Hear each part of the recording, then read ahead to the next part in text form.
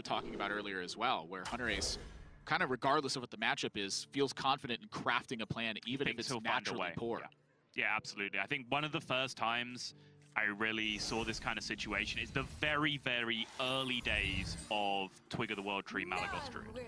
And Hunterace was one of the first people that I saw just break their twig and like go Lich King faceless, like make a huge, enormous 20-mana board of minions instead of waiting for that big Malagos play.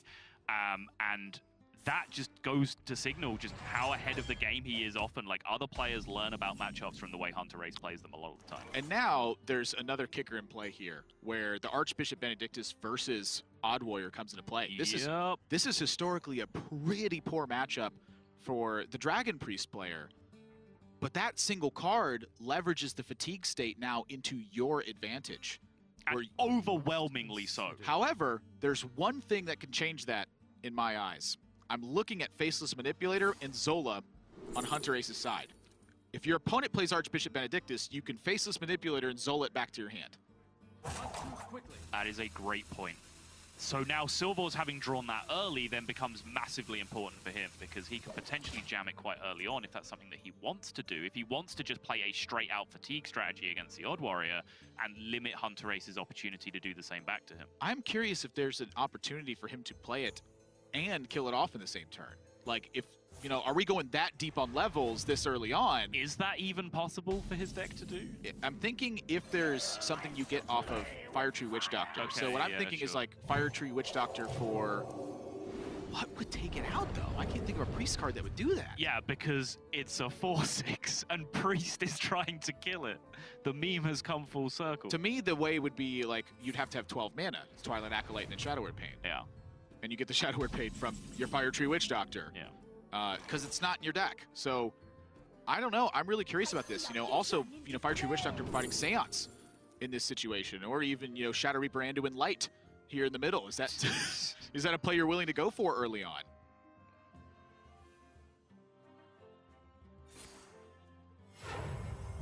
My head is starting to churn out some pretty crazy concoctions of scenarios here. I can actually hear it. I can hear the cogs just clanking away inside Admirable's brain right now. I feel like the cogs are very thematic given the Mech Warrior thing that's going on here.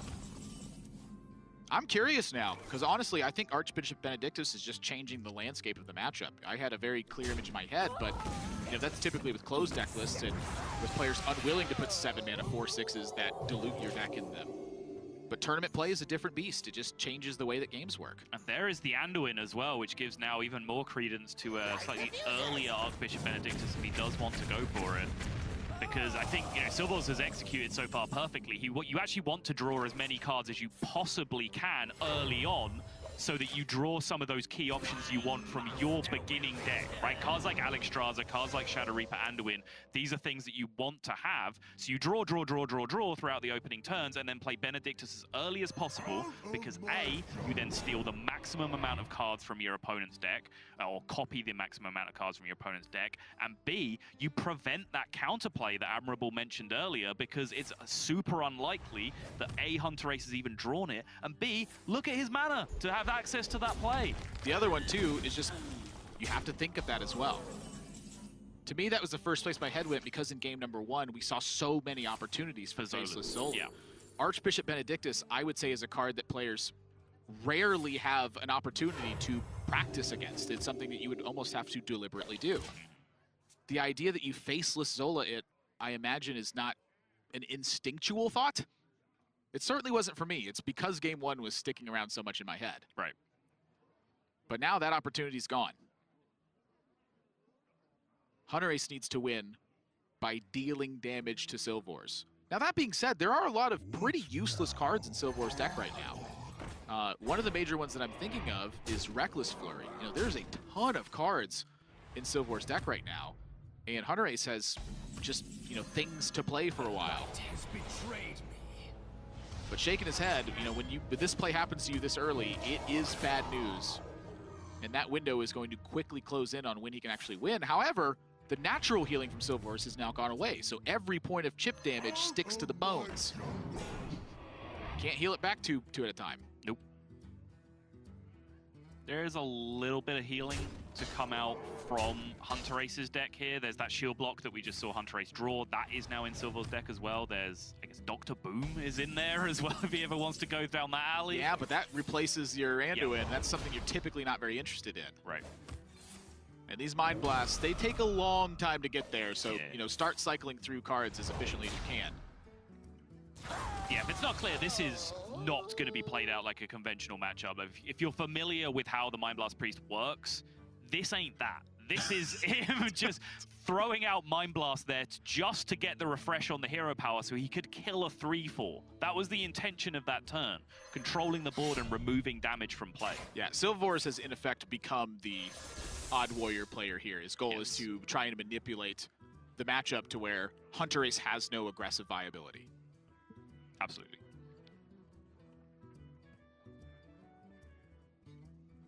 And not willing to play the weaponized Pinata here, given that 10 cards in hand. Don't want to burn nothing. Oh, baby. This time for sure. For sure. Yeah. I get it. Turn the opponent minion into Devil Sword in game 1. Turn your own minion into a squirrel in game 5. I get it, Tickmaster. Hunterace thinking about the damage so much, swings with the Super Collider! He has 2 in hand, and his opponent is just drawing Odd Warrior cards most of the time. Like, his intention for swinging that into a minion is just so limited at this point. I'm gonna say, there are times I really like going face, and for whatever reason, that one was just extremely satisfying. Yeah.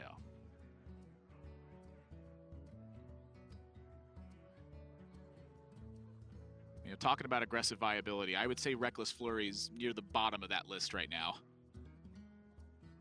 That is pretty much a dead card in Hunterace's deck at this point. The minion pressure is not going to compound. You can't assault through it. And you're seeing how his armor is becoming less of a priority as he struggles to spend mana to get anything going. The really fascinating part about Archbishop Benedictus for me as well is that as the game goes on, because quite often, like, the most important games where you play Archbishop are going to be control mirrors, right? In control mirrors, your opponents hold cards in their hand for long periods of time. So as you play Archbishop Benedictus and then draw cards from their deck, you start to, through process of elimination, learn what the held cards on the left-hand side of your opponent's hand are. Because you start to draw cards from the deck that aren't those cards. So you get a checklist in your brain of things that you start to eliminate. That is so much to think of. See, that's the piece of the tournament puzzle that I personally just do not fit together. I'm like, there are so many important things to think about that if I try to focus on all of these, I'm going to lose it. But I imagine when you're an Archbishop Benedictus player, when you put that card in your deck on purpose, you are familiar with that kind of little dance. The other thing, too, is as your opponent draws and plays cards, you start to get a glimpse of what's in your deck. Yes. The cards on the left side you know are not there as they play them. And as Amnesiac once told me...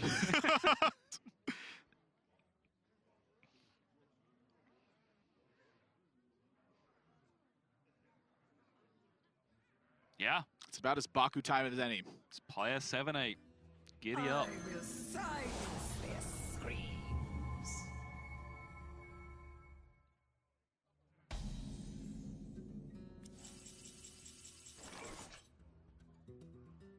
Welp. Yeah, that one's staying there for a while. No dragon in hand for Twilight Acolyte. Is it? Is Dr. Boom, on average, a better card for controlling the board than a persistent source of 2 No, damage? I think that's staying in hand for quite a while. Okay. Yeah, I don't think it is. Okay. Not even close. Okay. I really don't think so. Okay. You're giving me a look like you don't What? No way! I don't believe that. I disagree. Now, I think he's going to win anyway, because he's got 33 cards in an Odd Warrior effective matchup. Uh-huh. But I don't believe it. I don't believe him. Nope, I don't.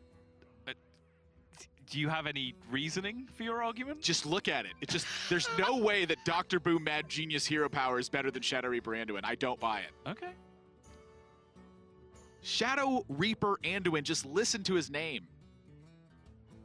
But the remainder of his deck is predominantly Odd Warrior cards, right? Because he drew a lot of his Mind Blast Priest cards before he then played the Benedictus. So they're quite costly. Which means on average, yeah, he's drawing an Odd Warrior style card more often. So he has a hero in play that synergizes with those cards because it's from the original intended deck, as opposed to a costly card that doesn't recycle his Shadow Reaper Anduin card efficiently. I'm gonna keep squinting at you, but I'm starting to be sold a tad bit. Okay. That buy or sell segment at the start where we deliberate on whether or not decks should or should not be brought to the tournament. Yes.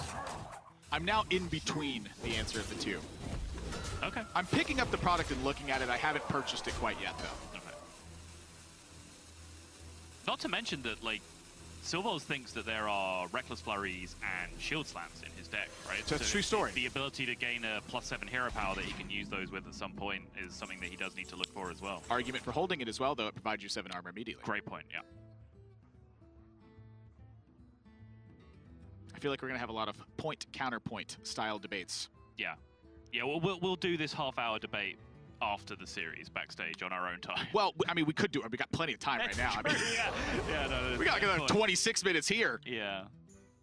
I feel like maybe there's some other things that might be worth talking about, though. I'm not entirely sure. Well, as they come up, yeah. We can table the debate for a little. Okay.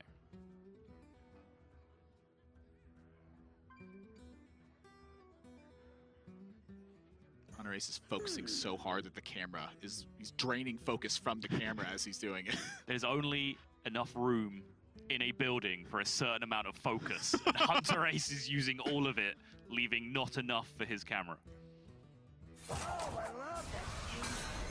That means he's made up his mind now that it's refocused. Yeah.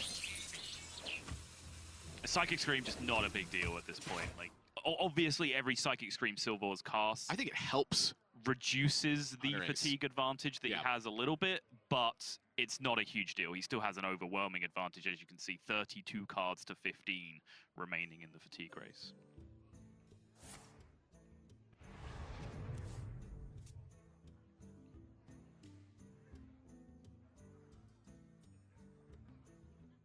There are so many scary facets to think about from Hunterace as well. Normally, you know, the two classes being combined together is reserved for the Halloween arena that takes place every single year. Why can't I remember the name of it now? What the actual event is called? I cannot. Either way, you're thinking about priest cards and warrior cards at the same time. So, like, as you play this security rover, you're like, oh, what about Cabal Shadow Priest? What about random warrior card X that punishes this card? I can't really think of one at the moment. But you get the point I'm trying to get at here. There's so many more facets to think about now. You know, we talked about the difficulty just from Silvor's side of piecing together what's remaining in the deck. But then on the other side, you know, because there is so much to play around, like, at what point does it just become, well, just shut your eyes? You know, if it's just one given card that I'm playing around, what if I just don't play around it? And this is one of the reasons why, you know, I'm going to shout out Zalay here again, as I've done this like the third time now in this cast alone, but it's been a pretty long series. He preaches a lot of ABC Hearthstone, fundamentals of the game, and really focusing on the little things that add up to a big difference. And I have found that just in a game of Hearthstone, if you're going to go this deep, you're just not going to remember all this stuff. It's just not how brains really work. And so being able to bring things to a simplicity, I think, is a very fine art that is really underappreciated in a lot of situations. It's tough to just have perfect technical play in general, let alone accounting for all the memory and all the weird, wacky things that can happen. And of course, because Silvors now, who, by the way, if you're just tuning in, started this game playing Priest, has played the Dr. Boom hero, he is now considered by the game to be a warrior, which means when he is discovering cards, he picks up warrior cards, which is why you saw Direhorn Hatchling and Ornery Direhorn as options there off the Stonehill Defender. I was curious if you were going to go that route, or the fact that he took Ornery Direhorn over a Direhorn Hatchling. I do also think that's worth talking about, because, I mean, does he need more of a fatigue advantage? No.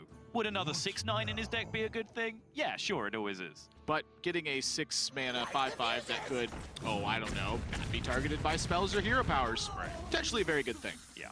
I think also something that Silvors has to consider is that if he plays a Direhorn Hatchling, that then gives his opponent access to Direhorn Hatchlings, which he might not have otherwise. Through Faceless Manipulators, through Zolas and all those kind of things, he can then create additional minions himself. Because also, Silvors was looking towards Master Spell this turn. on where he ended up playing the Stonehill. And I think that Master Spell ends up being a really, really important card for him, because at some point, Hunterace is going to have to go for like a Direhorn Faceless kind of turn just to try and get something going, and then Master Spell can just shatter that immediately. Yeah, using that to shut down, you know, further fatigue, you know, offsets, I guess, is the word I'm going to choose here for Hunterace. Yeah. Can be a big deal because, you know, Hunterace is still amassing quite a large life total. Shadow Reap Anduin has been overrun now by the Dr. Boom Mad Genius from Silvors. There's no Shadow Reap Anduin effect left in the deck, so the damage that's left for him is pretty natural minion damage. Every single time that Hunterace is able to crank out 4 more armor, and then crank out 4 more armor, then crank out 4 more armor, you know, there's a chance he adds 5 or 6 or 7 more cards to his deck. Suddenly that fatigue thing sets in a little bit more. It's just not 17 though, is it? It's not 17. It really is not. But, you know, perhaps it gives him extra time, and that extra time means extra damage. Yes. I will side. The little things matter, and I think optimizing right now is paramount importance. Yeah, and I think, you know, just to combine all the things that we've both been saying on the previous turns, like I think if you can gain a ton of armor, and that buys you 3 to 5 extra turns, and then you can get 2 or 3 Direhorn Hatchlings shuffled into your deck, and that gets you 3 or 4 extra turns as well, then maybe there's a world where you get enough of a board to be able to push through. But it's tiny fractions at this point that Hunterace is dealing in. But we've mentioned all series how Hunterace is the man that finds tiny fractions in situations like this. This would be one of his tiniest, though. Enough pennies and you got $1. Yes. Or, I guess, pence into a British sterling for you, or whatever you guys call it. I don't know.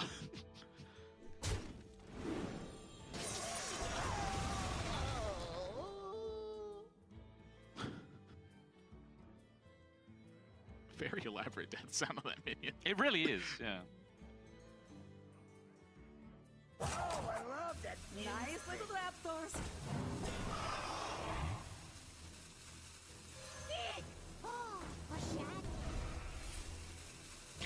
Oh, that's clever. Yeah, I was wondering, like, as he started to play the turn, whether the Corner Sentry was actually achieving anything, and no, not really. There's no huge upside to it, but he does essentially get a free 2/6 because of the hero power that he rolled that turn, being able to counter it.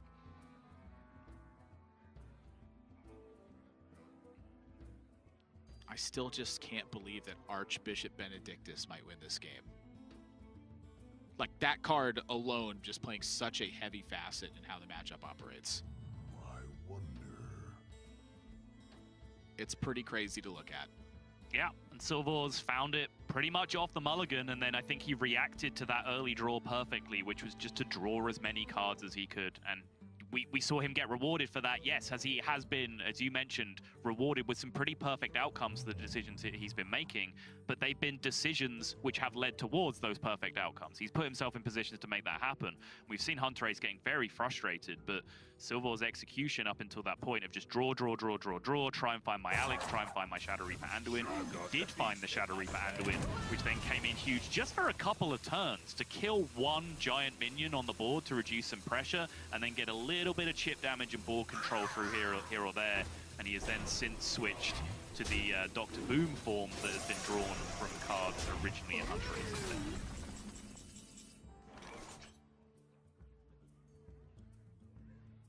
No swing with the Super Collider. So he's looking to have that be pretty massive tempo, I guess, in that situation then? Use it as a push turn? That's just 2 damage to face. Ooh, and Hunterace sees the Master Spell on just the Direhorn Hatchling. Mm-hmm. Does he have another Hatchling in deck? Yes. So I believe so. So that would mean that the opportunity for Zolas and Faceless is still there. Yeah. I think you made an excellent point with the fact that Hunterace at some point was going to have to go for a Direhorn Faceless turn or a Direhorn Zola turn and then end up, you know, in that cycle somewhere. And that's where my head was sat with Master Spell. Instead, Silver's just taking it the first opportunity. You know, it's likely to still just be enough. Yeah. But kind of surprising that he took it so aggressively to me. Yeah, I think, you know, when I outlined that Master Spell usage, that was like the dream world, right? If Hunterace was to fully extend into a bunch of copies and he got to silence all of them, great. I think as long as it was used on a Direhorn Hatchling, I'm okay with it. Okay. I'm not, like, adamant that he needs to hold out that long. And Dr. Boom buried very deep now for Hunterace, and that's a card he needed early on. You know, the fact that Silvor's shuffled Hunterace's deck into his deck, had 39 cards and drew the Dr. Boom first. Yeah. I'm still surprised that it was even played.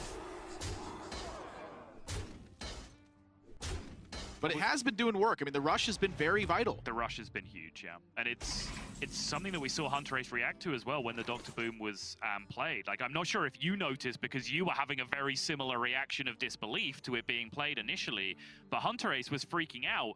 And it's a problem that most people, even casual players watching at home, will be familiar with. It's that horrible feeling of playing against Priest and they get to use your good cards before you do. Honestly, I think few things are as frustrating in Hearthstone as to when that happens to you. I heard frustrating and Priest, and I agree. Yes. Yeah. No further questions, Your Honor.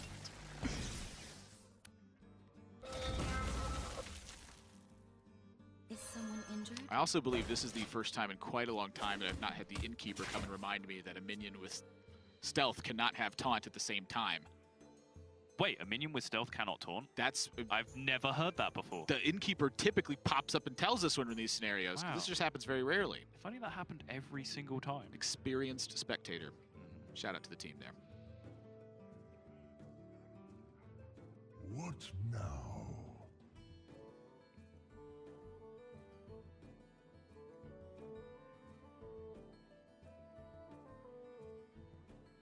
Double Faceless now racked up, which... I'm looking at pinatas. 2 Facelesses in hand is usually... It usually gets your mind ticking in a control mirror as to what you're going to end up using these Facelesses on, because this is not quite conventional in terms of control mirror. Normally when Old Warrior plays a control mirror, a true control mirror, neither player has really chosen to draw cards for the entire game. And so both of your decks tick away at a very similar rate, and you end up with a similar amount of resources at the end of the game. And then you get to know exactly how to use each one of your resources because both players have drawn their entire deck and it's resource for resource, card for card. So you get to find the absolute dream scenario for a card like Faceless Manipulator and try and make that happen. In as lopsided a fatigue matchup as this one is, that's not the case. You might just have to use it in a good scenario just to get something going. I'm looking at the pinata. I'm thinking that Hunterace just wants to get the pinata with Dr. Boom Mad Genius, so it has rush, so it's, you know, a double ticked effect. You get to kill something and you get this legendary at the same time, but, you know, that clock is ticking quite rapidly. Real rapidly. But I can see that being a thing for sure, like Dr. Boom one turn and then follow it up with Pinata Faceless immediately afterwards. Ooh. Try and get some juice. If you're not going to draw the best card in your deck, that's usually a good substitute when there's a Twilight Drake on board. I'm glad you added that qualifier at the end, like, when there's a Twilight Drake. 'Cause Right. otherwise, don't sign me up for drawing a for drawing an Iron Beak Owl when I want the best card in my deck. That sounds awful. Now Faceless Twilight and silence your opponents. Yeah. Looks like a real thing. And I think this is the perfect example of a turn I was talking about, which is just use the Faceless when it's a good turn. You can't afford to be sitting around waiting for the dream scenario because you are 16 cards behind in fatigue. You're not going to see your opponent draw every option. You can't afford to sit and wait for the dream scenario for that Faceless to appear. And trading a 2/3 for a charge of Super Collider there as well as 2 damage. Out of my jungle. I'm actually quite interested in that trade. That seemed hasty to me, I suppose. I feel like trading a charge of a weapon for a 2/3 is typically how I just use 2/3s. Or charges of weapons for that matter.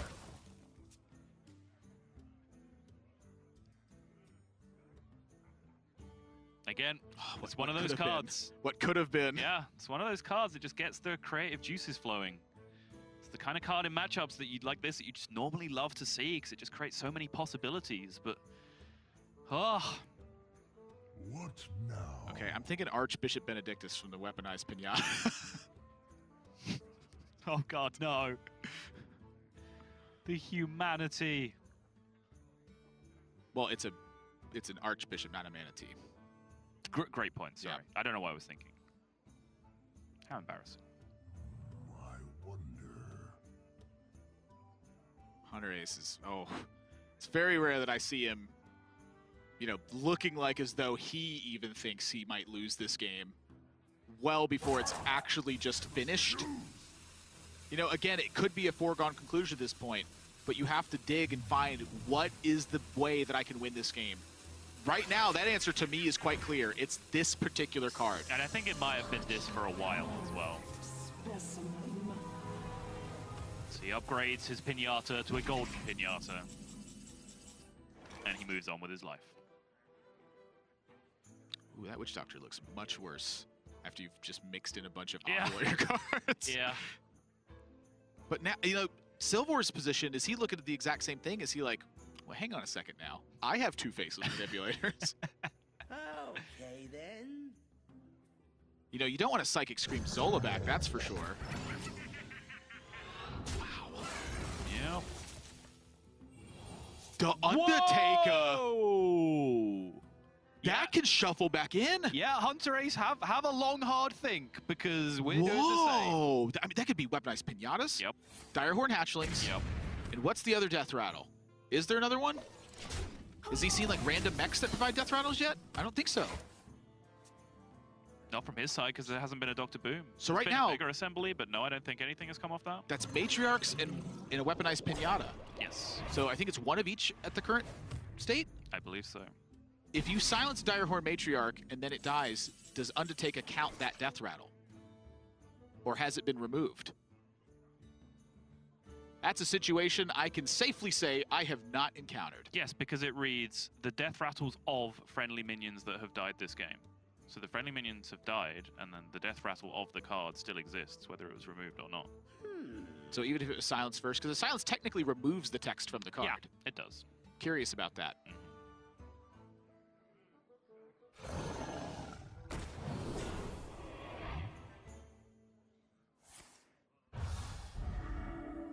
Well, needless to say, the Undertaker definitely made life interesting. There's also Faceless Manipulator with it, Yes, there is. if it lives for a turn.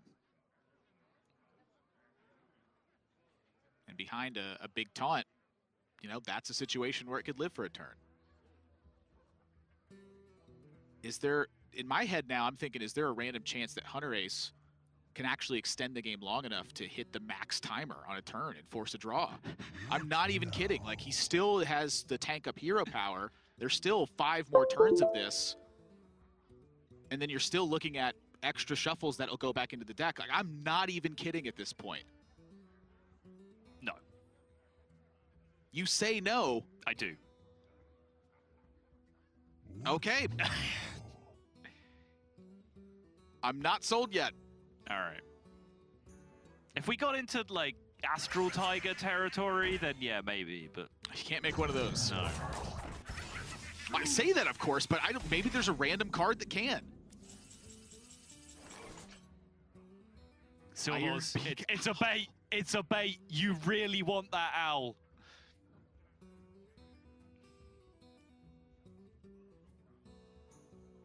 This is just nuts. The other thing to me that's funny is that Silvers can convert the Psychic Screams in hand with the Lilian boss that he got from his weaponized pinata. So the Psychic Screams, which he just basically doesn't want to use right now, he can just turn into random warrior spells. And so, Dead Man's Hand? Nathan, my brain hurts and I need an adult. Well, that's definitely not me. Okay.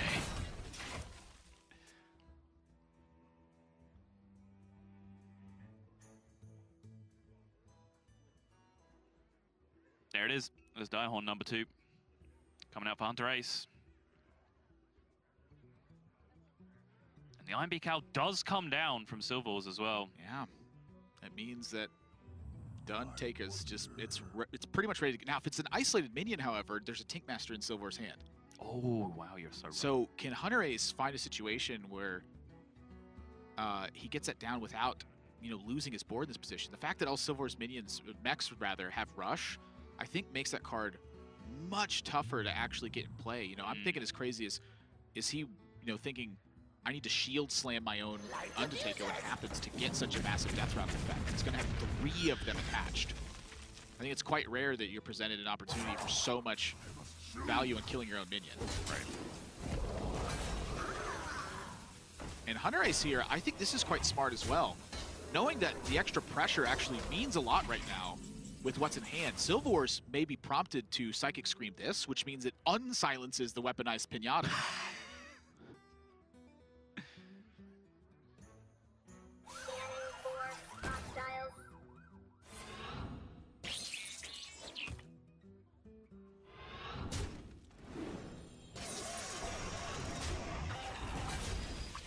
It's so much rush damage, security rovers, when you're in Dr. Boom form. I think there's no real overreaction from Silvors. He knows he has some time to play with. Okay, so now Dr. Boom Mad Genius drawn for Hunterace. 4 cards left in the deck. Undertaker's juiced with 4 Death Rattles at the moment. 2 Direhorn Hatchlings, which we assume the silence counts towards it. And then also the 2 weaponized Pinatas as they die. 3. There's one before this, I believe. Oh, yeah, that's right. There's The one Undertaker before it, came off it. And Hunterace is very interested in pushing damage at the moment. Absolutely. As well. He's the aggro deck for the first time in its measly life. Odd Warrior is the aggro deck. Yes, I think a wise trade here as well. You hit this security rover, it makes a 2/3, and then the Super Collider will wipe out the 2 minions on board as well. Important not to attack a security rover directly with Super Collider. I have made this mistake. Okay.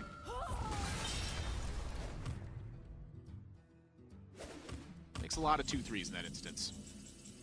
I don't think I've ever done that. So the 2/3 spawns first, and the rover just attacks the 2/3 that you created? I Is that what happens? believe that's what happens, and then it attacks 2/3 and it creates another rover after that. It's a big chain reaction where like there's some funny defile stuff as well. Sure.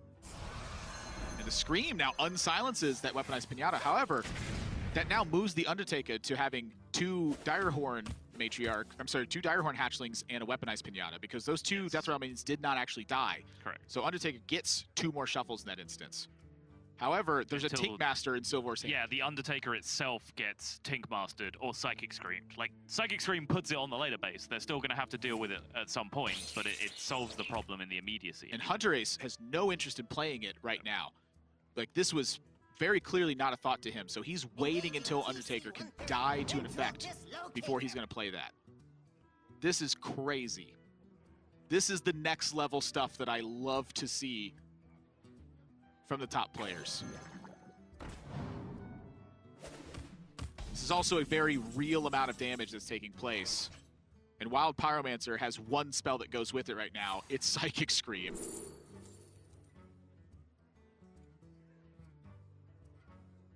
Yikes. Is this doable? I mean, this is looking very doable now. He's definitely making inroads. This was not a good discover for Silvors here. He needed some kind of board state, something to address the board state, which is not difficult to do when everything you discover is going to have rush. You just need something with some kind of decent stat base. It does not get it in the end. Ends up caballing a 1/1 just to reduce some pressure. Kaboom Hero Power on Hunterace's side actually plays to real effect. It's quite rare that one looks so good as it does right now, but that Kaboom is playing. Hold your breath, The folks. Super Collider roll. Kathrena. There's no beast. Oh, the Direhorn. There sure is. Oh, the Direhorn. Hatchling. The Matriarchs, yeah. Yeah. Oh my gosh. But do you want to pull cards from your deck? You know, maybe for Kathrena's sake, yeah. Kill your opponent. I mean, Silvors is down to 11. And Super Collider's... He's just tanking damage at this point. He's going to 8.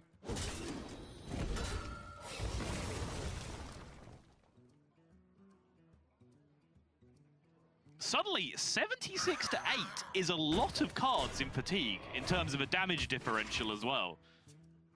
It's not 12. It's very real. Now, if you play Kathrena, though, the Undertaker can get the death rattle of Kathrena. Honestly, I'm out. So look, so you want to Undertaker first that instance to shield slam. However, you could, you know, the extra... there's so much crazy stuff going on right now. My head is going to explode. Yes. This Also, is round 1. A hatchling has legit died, right? Yes. So if you play Undertaker first, you shield slam it, you're then getting more 6/9s potentially shuffled into your deck. So your Kathrena can then... Well, no, because there's only the 6/9 in there. It's not like you're increasing your chances like you do in Death Rattle Hunter of like guaranteeing a King Crush or something. Like you're getting the 6/9 if it doesn't get silenced. I think you actually want the additional one first because of the effect of Katharina, you know, if you happen to draw one, you want to have the other one there for Katharina. I have never seen so much thought put into two various random, What's in the box? strange plays. Hatchling, Pinata, and Oh, we forgot about the Kaboom bot! Okay, okay. So Hunterace just says, you know what? I'm not going to worry about it. Oh, and that's going to open up the Tank Master, though.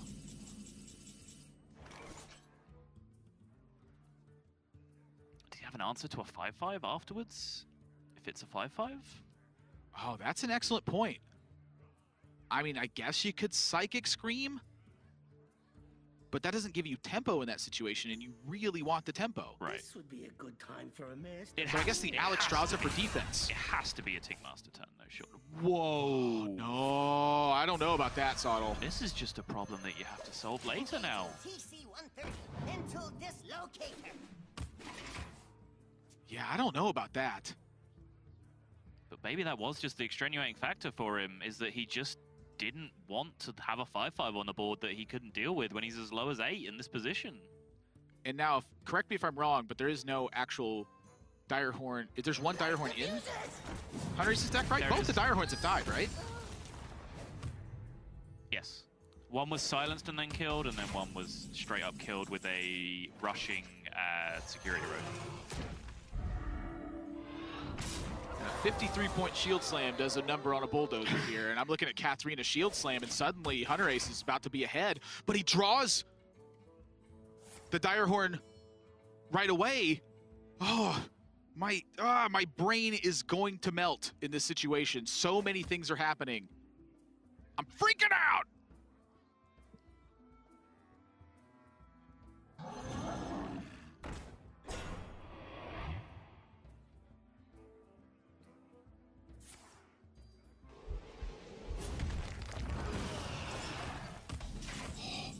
That threatens lethal. You got to do something about you got to Tank Master or Alex now. You actually just really don't have much of an option when the laser comes Hero out. power roll, yeah.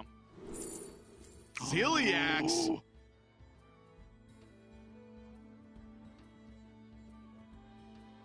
Ziliax, the absolute lad in this position. But that does back him off now from the Alexstrasza option, leaves him with Tank Master, and now there's a Tank Master that he didn't use beforehand, which, yeah, sure, is potentially saving his life here, but if he uses it here, there's now the Undertaker still in the deck. 1-1 gets made. That he can't Hunterace. deal with. Look at Hunterace's frustration at the outcome as well.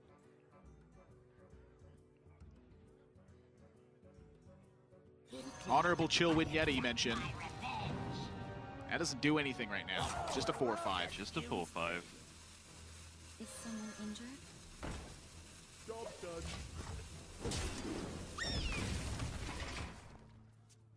Entire Super Collider charge used on a Squirrel. Wow. If he can manage to stick a Security Rover, the Ziliax can fuse onto it. That's not looking easy, though, having now lost the board. Okay, Dustbreaker in then. hand with Dragon for Silvors as well. Which we shouldn't be surprised in. No, 3 hours ago when this game started, he was a Dragon Priest, so we shouldn't be There is, and that's weird because now he's a warrior. Yeah, deal with it. Us. Yeah. We definitely have to hold that right now. This laser, I want to send this laser face. Oh, I love that fuse thing. If you're trying to stick this board for Ziliax, though... Oh my gosh. Okay. I said I wanted to. I wasn't necessarily sold on the idea. I'm just telling you like what I said, my heart's desire. Sure.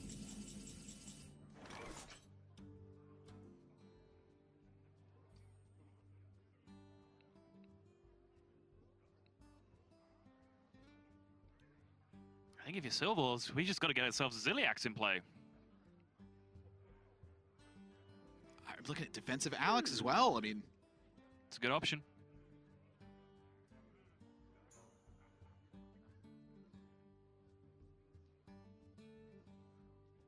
This isn't really a scenario you could have practiced. You're having to just figure it out as you go along. It's scary. I'm scared I'm not even playing.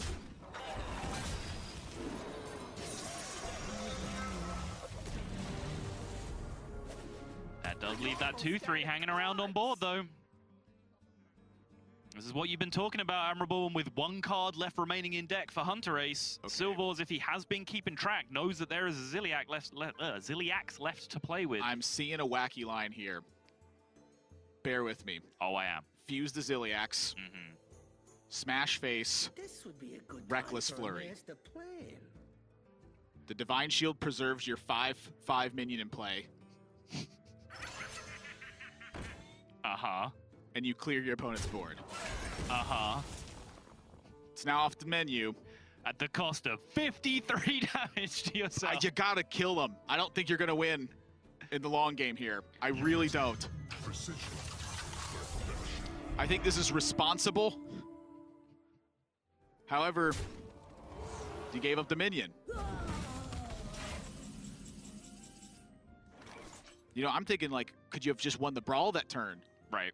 Perhaps even. I think something desperate, I feel like, has to give, but there's still the Undertaker's the last card, though. I think it is getting somewhere close to win a brawl o'clock for Hunterace.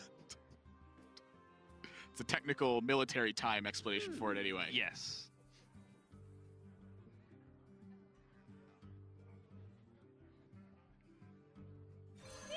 I mean, we wait around here too much longer. They're going to have to invent win a brawl o'clock to have enough time to finish this round. I mean, my gosh. Divine him on top of this to boot as well. Hunterace's face, too. It's just like his brow continues to get more furrowed as the game goes along. I don't make mistakes. All right, what you got for us this time? Pinata. Kaboom bot. Oh, why? Pinata. Why, Kaboom bot? He showed up twice.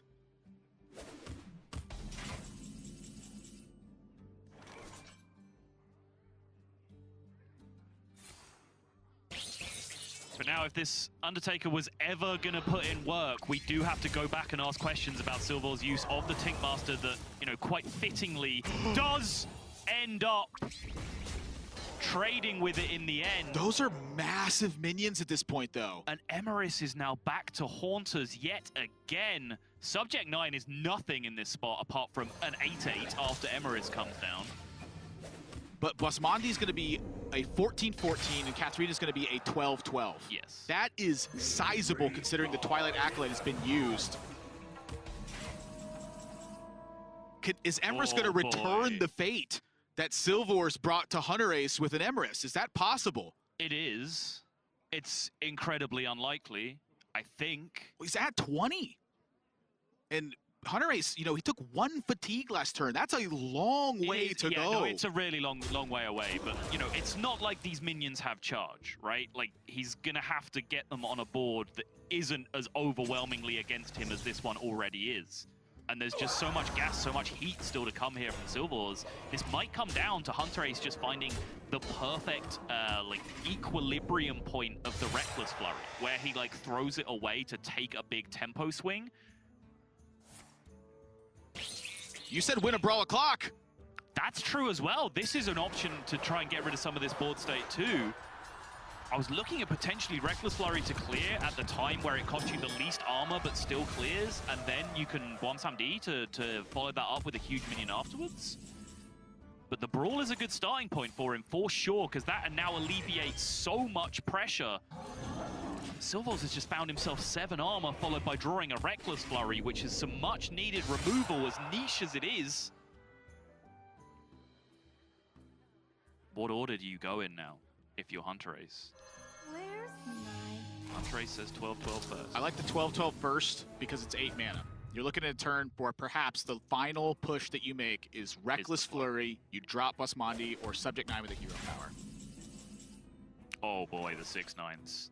The 6/9s are just such a big wall. To me, though, that's where it can be dangerous. If Silvors does any foolish misstep here, a Reckless Flurry and an attack for 12 can happen. And instead, he's very interested in cutting this down as quickly as possible. He knows. He knows. Yeah. The 2 cards remaining, he literally knows, are 2 random nonsense legendaries and 2 reckless flurries. And by the way, the random nonsense legendaries are buffed. Yes. So his game is very binary right now. Play around 2 cards that I have no information on, so forget about them. Or play around 2 cards that I have full information on, Reckless Flurry. It's that simple. That's all he has to do, is find the best plays against Reckless Flurry every game and hope against hope that these other 2 random cards don't beat him, because he really can't do anything about them. Flurry's right away. Which, by the way, he was at 27 at the start of that turn. We were concerned he was down at 8 just a little while ago, and that has turned around the corner real quick. And I'm looking at this now. That's more that's been used in this situation. Hunterace has really got to figure out how to put this together. Is it just both at the same time? What? Like, he's just going for the 14-14 here. You hear Power Face. Like, is his goal to just get both minions out at the same time? Or is it to Reckless Flurry to push and keep going from there? Like, this feels like a lot of times you're almost sacrificing this. I mean, your opponent has the laser ready, 6, 7, 8, 9 on board. They need 3 more damage to take care of it. There's Ziliax. Gets the lifesteal on the extra point as well with the Magnetize. There goes your 14-14. And I think it's Reckless Flurry time. I don't think... He plays an Acolyte of Pain. Yeah.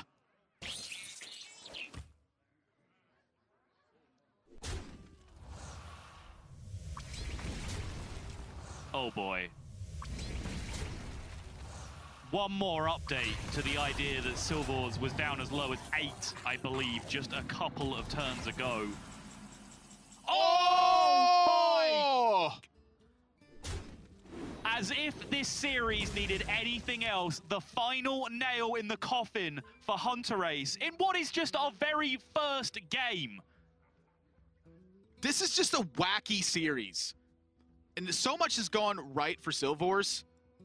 There's a chance he's just lost track of what Hunterace has had as well. I mean, think about how much has gone on this game. Are you thinking to yourself, wait a minute, are the last 2 cards Reckless Flurry? Did we see one of those?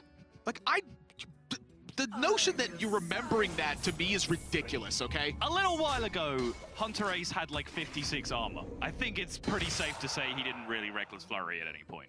Either way, you don't even need the big game hunter, says Silvors. He's like, well, maybe you discover something bigger. With his 2 Reckless Flurries. Well, with the Dr. Boom hero power. That's fair. You suit up a bulldozer, and then you use the Brillium Nullifier the next turn. All right. I don't think you can get the same hero power back to back.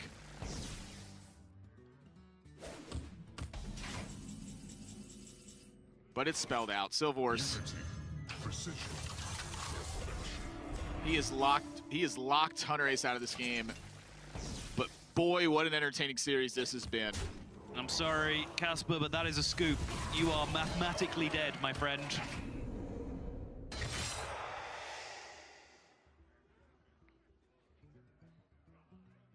What a series. I honestly have nothing more to add than that. It's been an absolute roller coaster, start to finish. Every single game has had just insane moments. And again, this is just the first series of the 2009 Winter Playoff. 2009? Yeah, no, 2009. We've gone back. All right, the series has melted my brain so much, I have regressed a decade in time. Benjamin Button's disease has been acquired by Sottle. He's getting younger as the years go by. I am just a youthful 22-year-old right now. Far more obnoxious than I would turn out to be while I was 32, believe it or not. I have been just informed that 2009 is actually when the series began, though, so... yeah, that makes sense. That's what I was thinking of. I knew it rang a bell. He's no quitter. He's literally dead. Okay, he might be finally realizing.